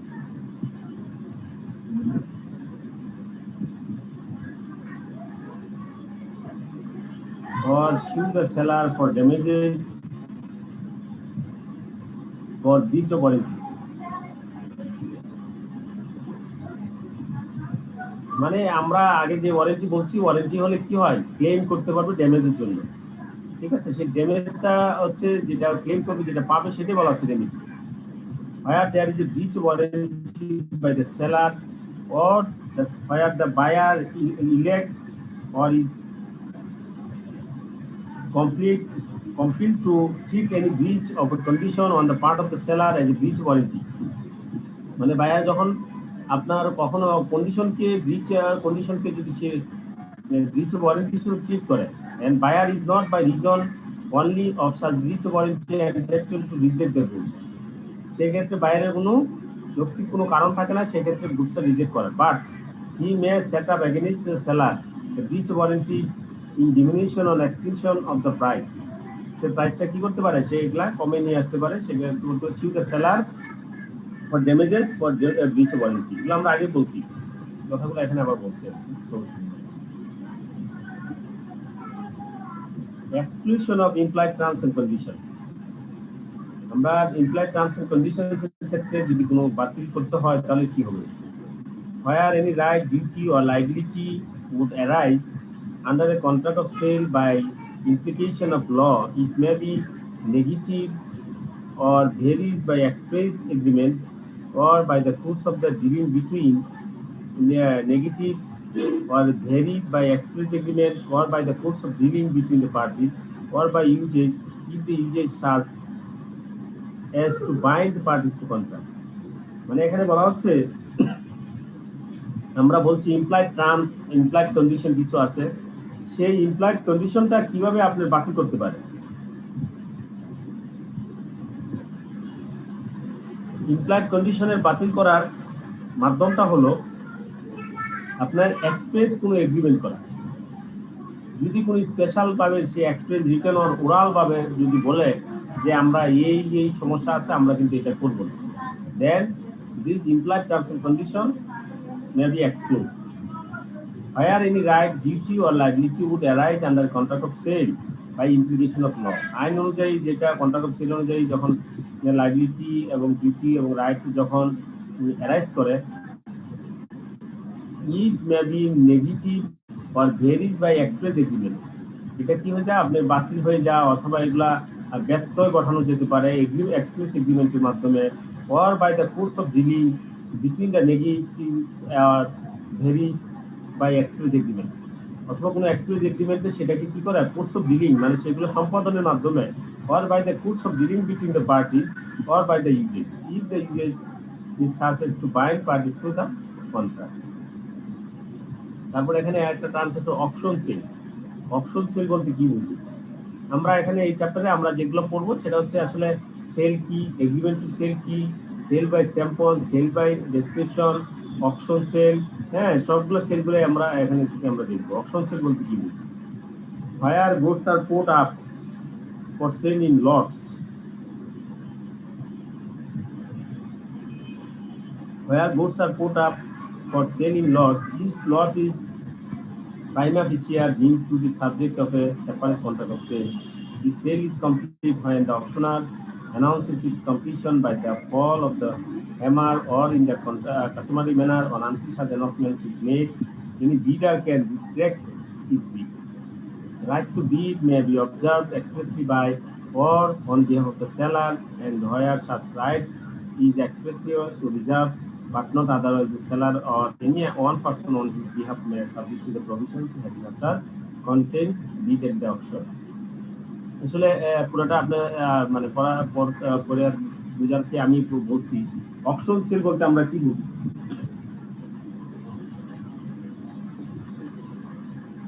অকশনে যখন মাল বিক্রি করে তখন কি করা হয়, প্রথমে একটা সার্কুলেশন করা হয়। এই সার্কুলেশনে আপনার কি হবে, গুডস কি, ওই লটসের গুডস কি আছে সেগুলো বর্ণনা করা হয়।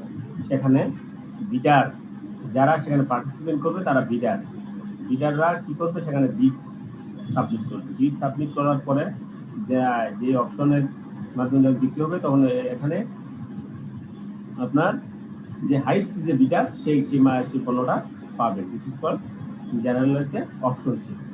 এখানে অপশন সেলের ক্ষেত্রে তখন বিডের ক্ষেত্রে বিডাররা কি রাইট আছে, সেই কথাটা বলা হচ্ছে। এখানে বিডারদের রাইট আছে যখন সে অপশনে অংশগ্রহণ করছে, অপশনে যখন আপনার যখন ফাইনাল হবে, ফাইনালের আগে সে কি করতে পারবে, সেখান থেকে রিট্রেক করে নিতে পারবে, সেখান থেকে সে আপনার তার পজিশনটা সে তুলে নিতে পারবে এইরকম নোটিশের মাধ্যমে। সেই কথাগুলো এখানে বলা হচ্ছে। Sale may be notified to the subject to the reserve or accept price. If the seller makes up the pretend bidding to raise the price, the sale is voidable at the option of the buyer. ঠিক আছে, এই হচ্ছে option sell এবং option সেলের পয়েন্টগুলো আপনারা দেখে নিন। তারপরে আমরা হয়তো বা কোনো কোশ্চেন থাকলে আমরা নেক্সট আমরা আলোচনা করব।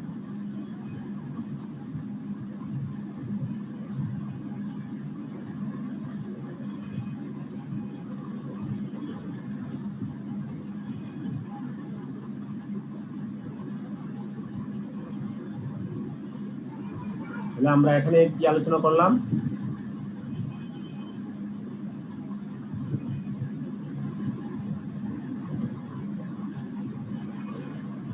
সেল বাই নন অ্যাকসেপ্টেন্স বলতে আমরা ড্যামেজ ফর নন অ্যাকসেপ্টেন্স বলতে আমরা কি বলছি,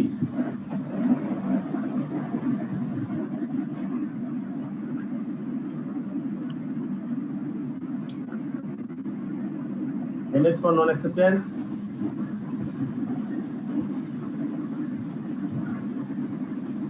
স্যার ধরেন আমি একটা পণ্য কিনছি কিন্তু যখন ডেলিভারি দিতে আসছে আমি ব্যাকআপ বা ফেরত দিয়ে দিছি, তো এটা যে লস আসে সেটি হচ্ছে damage for non delivery acceptance. Non acceptance অর্থাৎ এটা হচ্ছে বায়ারের দিক থেকে, বায়ার যদি সেটা যথাযথ, যেমন আপনি মনে করেন একটা অর্ডার দিলেন অনলাইনে, হয় দেখবেন যে কত অর্ডার দিতেছেন, 1 সপ্তাহ 15 দিন পরে বুঝতে আসছে বা 1 সপ্তাহ পরে আসছে। হ্যাঁ, আপনি নিজে জানেন না, বুকিং করছে, আপনি বলছেন না এরকম কোনো বুঝতে আমি অর্ডার করিনি বা এখান থেকে আমি কোনো অর্ডার করিনি, আপনি ফেরত দিন। জি স্যার, ড্যামেজ কোনো আছে এটা অনলাইনের ক্ষেত্রে। আবার আপনার অফলাইনের ক্ষেত্রে হতে পারে, ফিজিক্যালি ক্ষেত্রে হতে পারে। আপনি গোস্ট নিয়ে আসলো, কিনে কিনে আসলেন, ঠিক আছে গোস্ট তো পেমেন্ট করবো, আপনি এখানে দিয়ে দিন, তারপর আনলো, আপনি গোস্ট রাখেন। জি স্যার, থ্যাংক ইউ। দেন হচ্ছে ড্যামেজ ফর নন ডেলিভারি।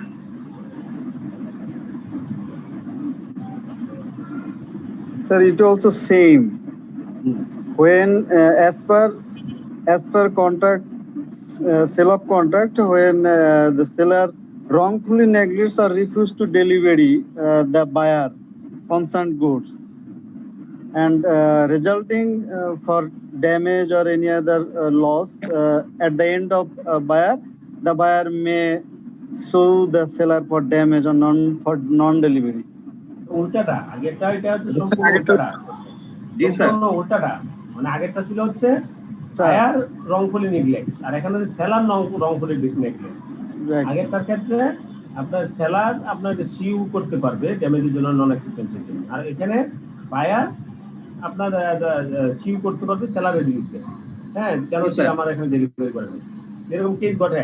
আমি কিছুদিন আগে এরকম একটা অর্ডার করছি, এরপরের দিন আপনার গোস্ট ডেলিভারি করার কথা করে নাই, এরপর 2-3 দিন চলে গেল, করে নাই। 4th দিনের মাথা আমাকে ফোন দিচ্ছে, স্যার আমরা ভুলে গেছে, স্যার মিস হয়ে গেছে, ঠিক আছে গোস্টটা নেন এই করে। তারপরে হচ্ছে ঠিক আছে ব্যাপার, এই হচ্ছে ড্যামেজ ফর নন ডেলিভারি।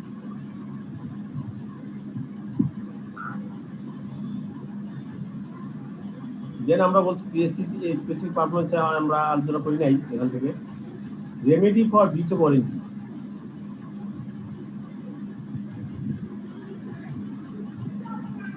আমরা কি বলছি, সবাই পার্টিসিপেট করেন, একজন বলেন, আপনি তো এখান থেকে দেখে দেখে বলতে পারতেছেন।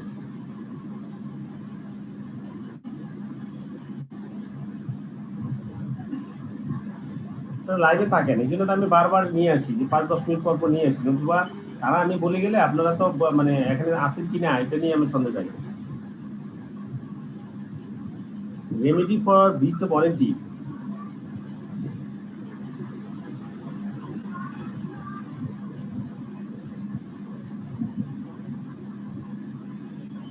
স্যার ওয়ারেন্টি যদি স্যার ঠিক মতো না দেয় স্যার, সেক্ষেত্রে আর কি কি প্রতিকার পাওয়া যাবে সেটা স্যার? কি প্রতিকার পাওয়া যায়?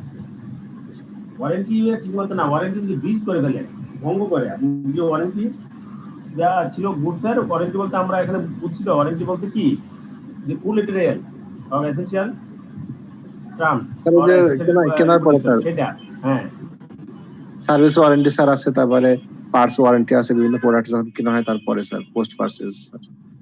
এখানে আমরা ওই সার্ভিস ওয়ারেন্টি ফুড ওয়ারেন্টি বলতেছি না, কিন্তু ওই ওয়ারেন্টি এই ওয়ারেন্টি এক না। এখানকার ওয়ারেন্টি হচ্ছে আপনার পারপাস ফুল ম্যাটেরিয়াল। আপনার এটা যেমন আমি আগে উদাহরণ দিছিলাম ক্লাসে, আপনি কোনো বলি নাই, আপনি মোবাইল কিনবেন, মোবাইলের কেনার পারপাস হচ্ছে আপনি ফোনটা যেন আসে আর আপনি যেন এই স্মার্টফোনের মাধ্যমে যদি কিনেন তাহলে স্মার্টফোনে আপনি যেন ক্লাসটা করতে পারেন। এই দুইটা হচ্ছে আপনার পারপাস, মেন পারপাস, অথবা ক্লাস করাটাই আপনার মেন পারপাস। ফোন আসলে আসুক না আসলে না আপনার দেখার কিছু না, কারণ আপনি ক্লাসের জন্য দিচ্ছেন। This is call condition. আর ওয়ারেন্টি হচ্ছে আপনার এই ফোন কিনলে ফোনের ভিতরে কি থাকবে, অনেক রেডিও আসে, অ্যালার্ম দেওয়া যায়, আপনার এখানে আপনার ক্যালেন্ডার আছে, সবকিছু, কিন্তু আপনার ক্যালেন্ডার আপনি দেখতে পাচ্ছেন না, কাজ করতেছেন না সবসময়, তাহলে দিস ইজ কল ওয়ারেন্টি। ঠিক আছে, এই ওয়ারেন্টি ওইটা না, আপনার কি আপনার সেলস রিপেয়ার টিপার এইটা না, এখানে হচ্ছে পারপাসটা related to the essential purpose.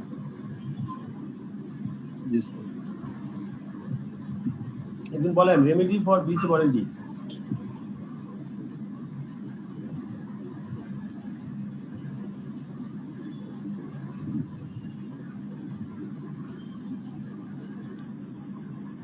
Sir remedy হলো স্যার এই যে স্যার ক্লেম করতে পারবে, মানে আদালতে মামলা করতে পারবে সেলারের বিরুদ্ধে ফর ড্যামেজেস। ঠিক আছে, হ্যাঁ, যদি কোনো ওয়ারেন্টি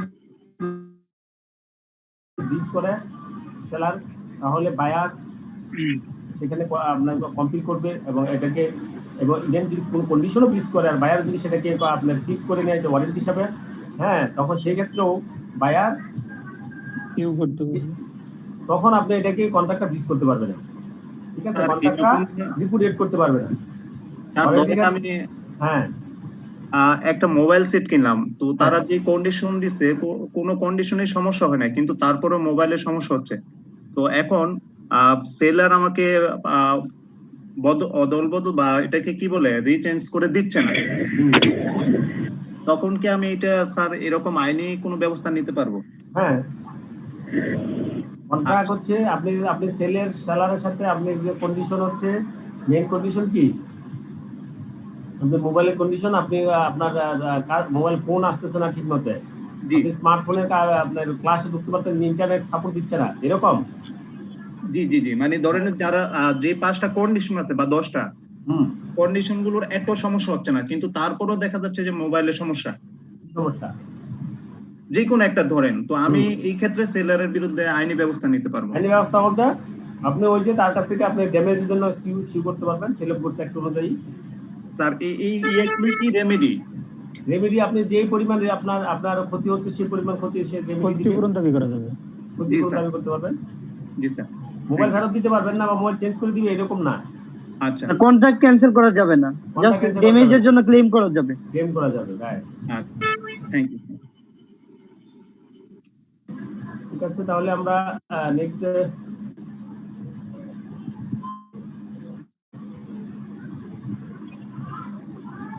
সবাই আনমিউট করে রাখলে সমস্যা। দেন আমরা বলছি exclusion of implied terms and condition. Implied terms and condition গুলা কিভাবে এক্সক্লুড করা যেতে পারে বলেন তো, একটু বলেন আমরা কি বলছি।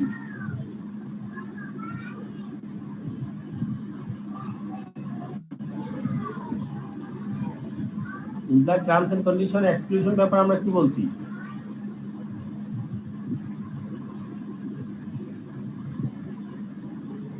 যদি কোনো ইমপ্লাইড টার্মস কন্ডিশন এক্সক্লুড করতে হয় কিভাবে করা যাবে, যদি এক্সপ্রেস কোনো এগ্রিমেন্ট করা হয়।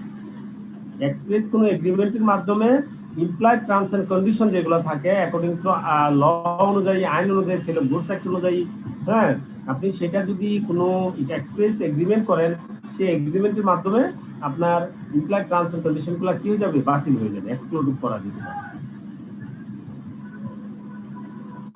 দেন আমরা অপশন অফ সেলের ক্ষেত্রে কি বলছি, সেল অফ অপশন, এটাকে এই সম্পর্কে কে ভালো জানেন বলেন?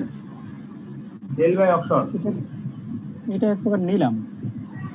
হ্যাঁ, নিলাম, অপশন মানে নিলাম। নিলামের বিক্রি বলতে আমরা কি বুঝছি?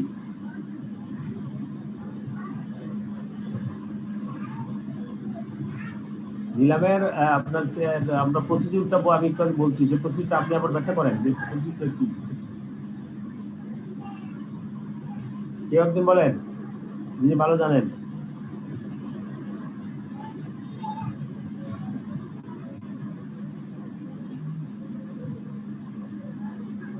কেউ কিছু না বলে ধরে নিব সবাই বুঝছেন। স্যার আমি বলবো স্যার। হ্যাঁ বলেন। যখন পণ্য পৃথক, স্যার বই থেকে বলতেছি স্যার, বাংলা বই স্যার। বলেন বলেন। যখন পণ্য পৃথক পৃথক স্তূপ আকারে বিক্রয়ের জন্য উপস্থাপন করা হয়, তখন প্রত্যেক স্তূপ আপাত দৃষ্টিতে একটি পৃথক বিক্রয় চুক্তির বিষয় বলে অভিহিত হয়। তখন এখানে ফার্স্ট পয়েন্ট এটা, where goods are put up for sale in lot, each lot is primary facie deemed to be subject of a separate contract of sale. প্রতিটা পার্টকে বলা হবে আলাদা সেপারেট কন্ট্রাক্ট হিসেবে ট্রিট হবে। হ্যাঁ, নেক্সট বলেন। এরপরে স্যার বলছি, বিক্রয় তখন সম্পূর্ণ হয় যখন নিলামদাতা তার হাতুড়ি পতন দ্বারা বা অন্য কোনো প্রচলিত প্রকারে সমাপ্তি ঘোষণা করেন, এবং এরূপ ঘোষণা না করা পর্যন্ত যে কোনো নিলাম ডাকদাতা তার নিলাম ডাক প্রত্যাহার করতে পারে। আচ্ছা, এটা আমরা জানি, সবাই জানি যে আপনারা যখন নিলাম ডাকলো, নিলামের সে একজনের উপর একজন নাম বলতে থাকে, ঠিক আছে, বলার পর যদি বা ফাইনাল না করা পর্যন্ত যদি বলে যে এটা স্থগিত করা হলো পরবর্তী এত দিনের এত তারিখ পর্যন্ত, এত তারিখে আবার বলছে, তখন এটা কিন্তু আপনি শেষ হয় না, নিলাম শেষ হয় না। যতক্ষণ আপনি অ্যানাউন্স করবেন যে কমপ্লিট হলো, তখনই কি হবে, আপনার নিলাম হবে। এবং ওই কমপ্লিটের সময় কেউ যদি এর ভিতরে কেউ যদি বলে যে না আমি এই যেটা বলছিলাম সেই থেকে আমি প্রত্যাহার করে নিলাম, সে প্রত্যাহার করে নিতে পারে। জি স্যার। এরপর বলেন। এরপর স্যার বলতেছে যে প্রকাশ্যভাবে বিক্রেতা কর্তৃক বা তার পক্ষে নিলাম ডাকার অধিকার সংরক্ষণ করা যেতে পারে, এবং যখন উক্ত অধিকার এরূপে প্রকাশ্যভাবে সংরক্ষিত হয় এবং অন্য কোনো প্রকারে নয়, তখন বিক্রেতা বা তার পক্ষে কোনো লোক অথবা বিধৃত বিধানবলী সাপেক্ষে নিলাম ডাকতে পারবে। হ্যাঁ, ঠিক আছে। তারপরে কি বলছে, তাহলে এখান থেকে আমরা পয়েন্টগুলো দেখবেন। হ্যাঁ, আপনার বাসায় দেখে নেবেন এগুলো। জি স্যার। তাহলে ঠিক আছে, আমাদের সময় শেষে একটু ফোন মানে বলবে এই ইনস্টিটিউট থেকে। আপনারা আপনাদের এর ভিতরে কারো কোনো কোশ্চেন থাকলে বলেন, আমরা একটু সামারাইজ করার দরকার হলে বা কারো কোনো কোশ্চেন থাকলে আনসার করতে পারবো, আমরা শেষ করে দিতে হবে। স্যার সময় শেষ হয়ে গেছে স্যার। হ্যাঁ, তাহলে শেষ হয়েছে, আর 1 মিনিটের ভিতরে দেখি আমি শেষ করে দিই। স্যার কারো কোনো কোশ্চেন আছে? না স্যার, আজকে অনেক পড়লাম স্যার। ওই আপনি তো কোনো কথাই বললেন না আজকে। স্যার আমরা কমন করে নাই, সেজন্য বলতে পারি নাই স্যার। আপনার কাছে শুনলে আমার কাছে ভালো লাগে, আমিও কিছু শিখলাম, ওই জন্য। স্যার আমি আজকে প্রস্তুত ছিলাম না স্যার এই সাবজেক্টের বিষয়ে স্যার। আপনারা যারা আপনার আইনের স্পেশালিস্ট স্বভাবতই আমাদের চাইতে ভালো জানবেন, এটাই স্বাভাবিক। স্যার চর্চার অভাবে কমে গেছে স্যার। চর্চা করতে হবে। আইনজীবী যারা তাদের তো বইয়ের উপর বই স্তূপ থাকে, যেখানে যায় সেখানে। ঠিক আছে, হ্যাঁ, সবাই ভালো থাকবেন। তাহলে দোয়া করবেন স্যার। আসসালামু আলাইকুম স্যার। নেক্সট ক্লাসে আসসালামু আলাইকুম স্যার। এগুলো নিয়ে রিভিউ করব। জি স্যার, আসসালামু আলাইকুম। আসসালামু আলাইকুম। আসসালামু আলাইকুম স্যার। আসসালামু আলাইকুম।